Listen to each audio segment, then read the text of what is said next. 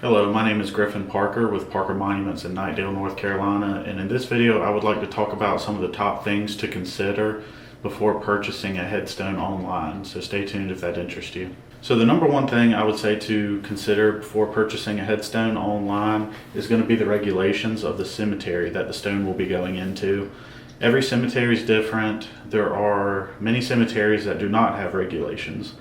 There are cemeteries that have a lot of regulations. So it's very important that you consult them. You can give them a call. They can tell you verbally. They can send you something in writing. That's what I typically prefer. If I don't like any gray area when you're spending money on a headstone, you want something in writing. Fees. So cemeteries also have fees sometimes. Some cemeteries don't. That's something to be mindful of. And the fee can also depend on the size of the stone. So these are all things to consider when buying a headstone, especially when you're coming up with your budget. Next, we're going to talk about material. So the most popular materials are going to be bronze, marble, and granite. 9 times out of 10, I'm going to recommend granite. Marble is more expensive and less durable than granite in most situations.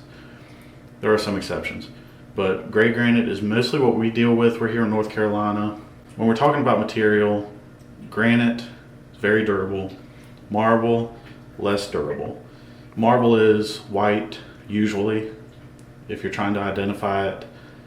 A lot of veteran markers, especially the thin uprights, are going to be marble, and especially old stones. So if you go to an old cemetery that has stones that are 100 years old, in that range, you're going to see a lot of marble, I think, usually.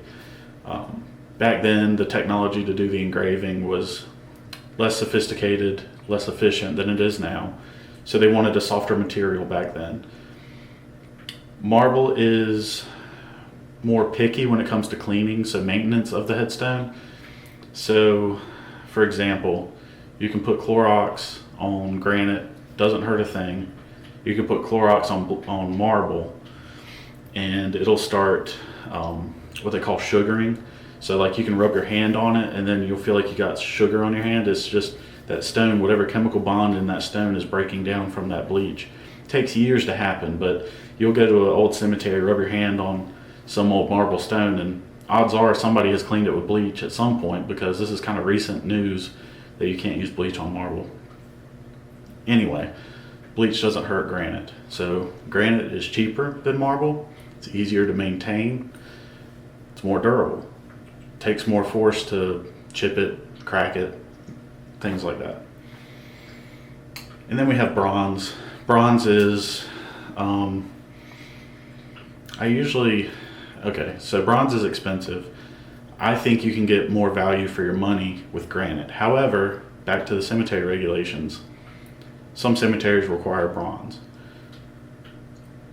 Something to keep in mind, bronze is going to turn green eventually. Now, somebody may not, whoever you're buying it from may not tell you that, but they have some very nice coatings. They can, the technology for the paint they use these days is very advanced, especially if you're getting your bronze from Matthews.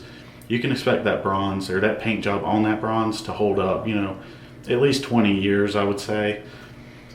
However, keep in mind, it's bronze. It has a paint job on it. Once the paint job deteriorates, it will turn green, just like the Statue of Liberty, just like the Liberty Bell. I don't know if the Liberty Bell is green, but just like the Statue of Liberty, it's going to turn green, it's going to oxidize. Another reservation I have with bronze is the money you're putting into a flat marker. Most bronze is installed flat with the ground onto a granite base. If you're spending thousands of dollars, don't you want something that's up out of the ground so that lawnmowers don't run over it? That's my opinion. Most people are going to go with granite. Number 3, thickness. So if you're buying a flat marker, for example, there's a lot of flat markers on Amazon, on eBay, that are 1.5 inches, 2 inches thick.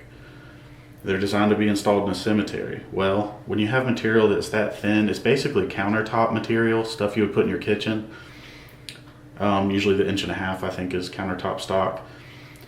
So The problem with that is you're installing something in a cemetery. There's going to be tractors, there's going to be equipment driving on the grounds.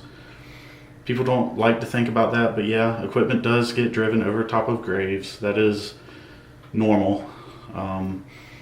Therefore, you want whatever stone you put flat with the ground to be able to handle weight.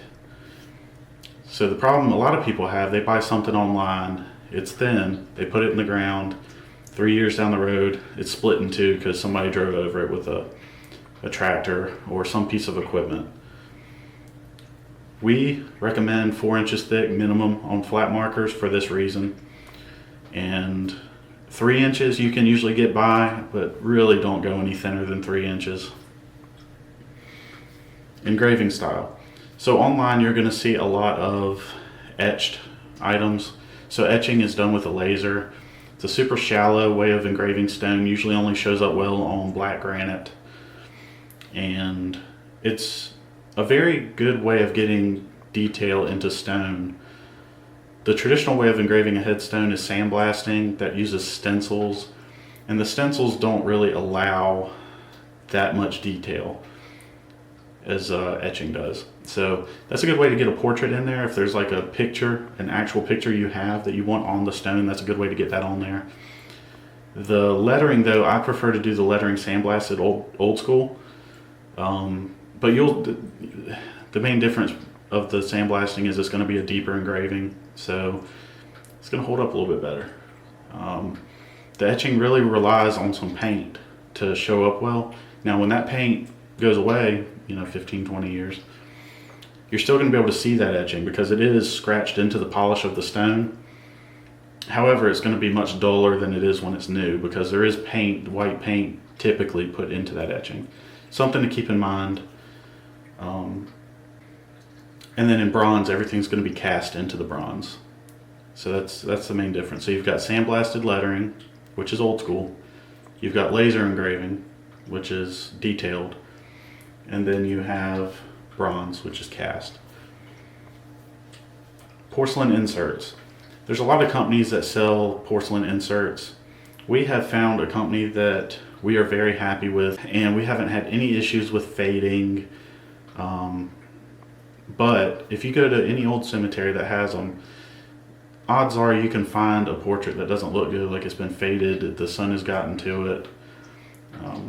My point in bringing this up is not all of these are created equal. They're not all going to look the same in 20 to 30 years. Also, the installation method. So the way we do them, we actually engrave a recess into the granite, epoxy the photo, the porcelain insert, and then we caulk around it.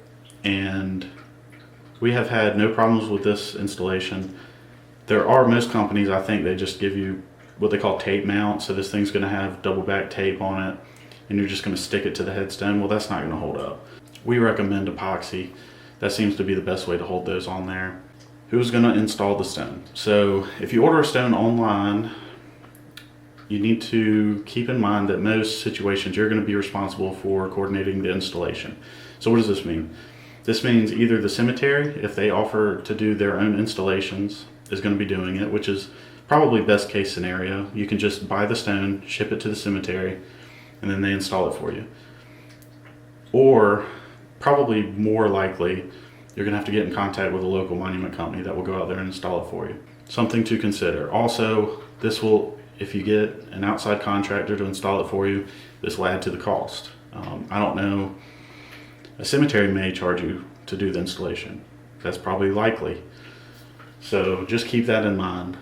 But whoever does the installation, is there going to be a warranty on the foundation? Now, I know nobody wants their stone to settle and lean after it's been installed. We offer a warranty on our foundations. So we put a good amount of concrete under these things. We don't have problems with our stuff settling. There are rare occasions where that does happen, but if that does happen on a foundation that we do, we go out there and fix it for free. I haven't heard of other companies doing that, but that's a question you can ask if you're coordinating installation with a contractor, or a local monument company. So I would ask those questions. What happens if it starts settling in 5 to 10 years? Do I call you guys? Do you all handle that for free? If they say they're going to handle it for free, maybe you want that in writing.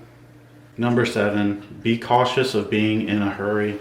So just last week, we took delivery of a stone that a customer ordered online.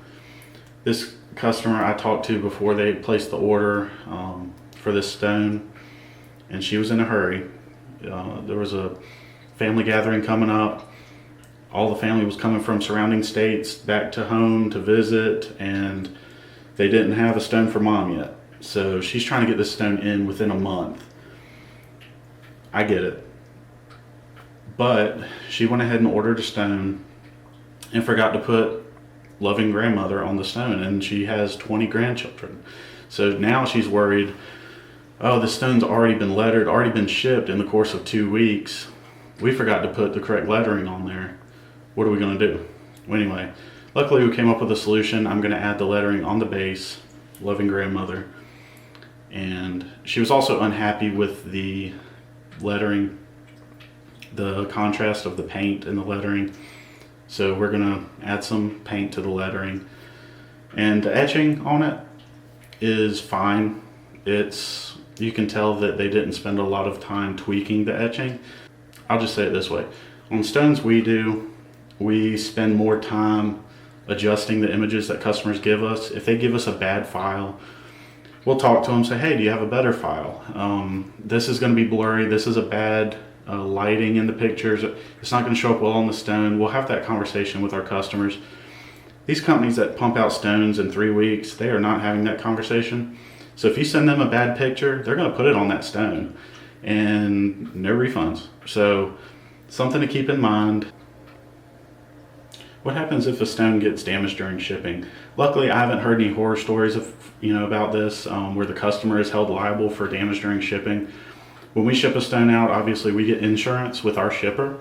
So if there is a problem, we're covered, the customer's covered. We just send them another stone. It can be frustrating because it takes longer to get what they ordered.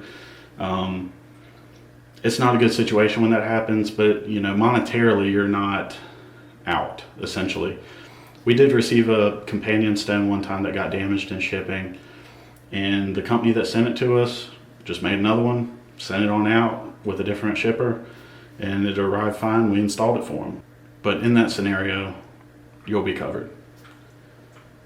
Customizations. So one of the things we pride ourselves on is we take the extra time with our customers to make sure that everything is tweaked right to their liking.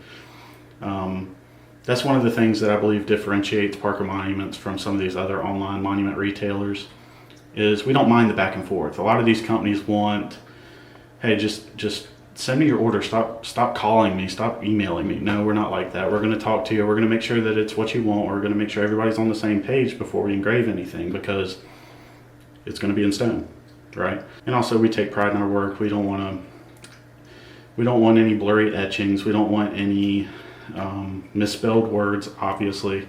So customizations are something that we look forward to. We take pride in custom carving. So if you see like a carving that maybe it has like a cross, a praying hands, and roses, and you say, well, I want dogwoods instead of roses, but I like the rest of that. That's all stuff we can do in-house. Number 10, add-ons. So before you finish purchasing your headstone, ask yourself, do I want to put flowers out on the grave? Do I want footstones, which are pretty traditional, if you're getting especially a companion upright? Do I want footstones? Footstones are going to be typically 5 inches by 10 inches by 4 inches thick with like a word on them, sometimes 2 or 3 words that will go at the foot of the graves.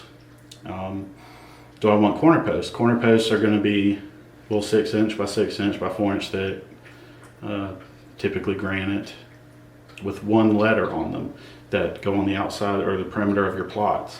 Something to consider before you purchase your headstone. So that's all I wanted to talk about in this video. If you have any questions, leave a comment down below, or you can email us at parkermonuments@gmail.com. Our website is parkermonuments.com, and we do offer stones for sale on our website. If you want anything custom, email us. We'll be happy to talk to you. All right, have a blessed day.